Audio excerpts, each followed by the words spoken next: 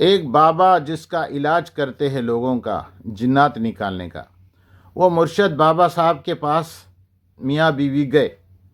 میاں کہنے لگے کہ دیکھو میری بیوی کے جسم میں جنات ہے بہت عرصے سے، آپ اس کو نکالنے کی کوشش کریں، مہربانی، جزاک اللہ خیر، ہدیے کے ساتھ۔ انہوں نے جب پڑھے تو وہ جنات چیخ کر نکلا اور بہت دیر کے بعد کہنے لگا ٹھیک ہے میں چلے جاؤں گا اس عورت کے پاس سے، شرط ہے کہ میں آپ کے جسم میں گھس جاؤں گا۔ تو وہ عامل صاحب جو بابا تھے وہ عربی تھے، یہ عربی کا قصہ ہے، ٹھیک ہے۔ اس نے کہنے لگا ٹھیک ہے تو گھس جا، کیونکہ عرب لوگ نہیں ڈرتے، کیونکہ ان کا عقیدہ پکا ہوتا ہے 100% کیوں؟ وہ قرآن اور حدیث کو سمجھتے، کیونکہ وہ ان کی زبان ہے اور اللہ تعالیٰ نے قرآن عربی میں اتارا ہے۔ اگر ہم بھی سمجھ گئے نا قرآن پاک کے الفاظ تو یقین مانو اس سے بڑھ کر طاقت کچھ نہیں ہو سکتی۔ جنات شیطانہ کچھ نہیں ہے، صحیح ہے۔ اس لیے سلیمان علیہ السلام کے زمانے میں جنات انسان کو سلیمان علیہ السلام اپنے قبضے میں رکھے تھے، ٹھیک ہے۔ اچھا ہوا کیا قصہ، جب وہ بابا صاحب نے پڑھتے گئے جب وہ جنات نکلا تو انہوں نے بولے میں تمہارے جسم میں گھس جاتا ہوں، تو اس نے بولا ٹھیک ہے۔ جب گھسنے کی کوشش کیا تو چیخا مارنے لگا، تو جب جن چیخا مارنے لگا تو وہ عامل صاحب نے کہنے لگے کیا ہوا بھائی، کیوں نہیں گھس رہے؟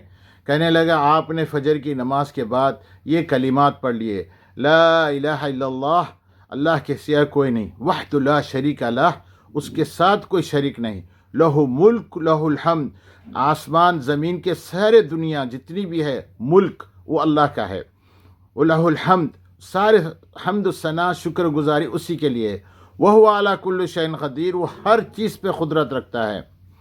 کہتے ہیں کہ یہ دعا لا الہ الا اللہ وحدہ لا شریک لہ لہ ملک لہ الحمد وہو علی کل شیء قدیر پڑھ لیا تو حضور صلی اللہ علیہ وسلم فرمائے جس نے 10 مرتبہ فجر کی نماز پڑھ لیا یہ دعا تو اس نے حرز من الشیطان، یعنی شیطان سے اس کو کچھ نقصان نہیں ہوگا۔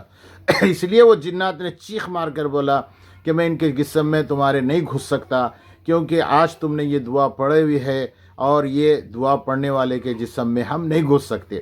شیطان جنات آپ کے جسم میں نہیں گھسنا چاہتے ہیں تو آپ یہ دعا پڑھ لو۔